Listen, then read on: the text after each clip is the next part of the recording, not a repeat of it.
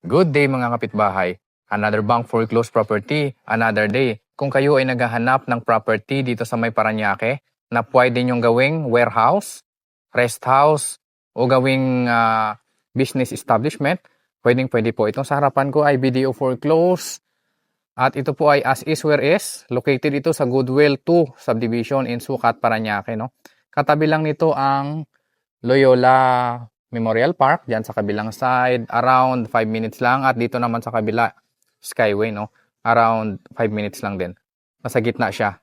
So, ang kagandahan sa location na to, pwede kayong mag-business nito. Pwede nyo gawing warehouse, pwede nyo ring patayuan ng bahay kung gusto niyo. Ang presyo po nito is 11.3 million with a lot area of 323 square meter at meron itong dilapidated na bahay, no? Silipin lang natin kasi nakapadlock ito. Kung gusto nyong mag-viewing or interested kayo sa property na to, i-request natin sa bangko ang susi para mabuksan. No? Ito po yung property, hindi lang natin mapasok kasi walang susi. Ayan. So, wala pong caretaker dito naka-standby. Ayan. 323 yung lot area nito. Ayan. May dilapidated siya. Malaki po ito hanggang loob pa yan. So, pwedeng warehouse. Pwede nyo rin siyang rest house, paggawa ng bahay, o pwede nyo rin paggawa ng bahay kung Parañaque lang.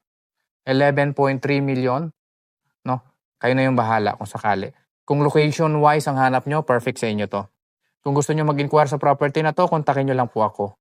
Nasa screen ko lang ang number, okay?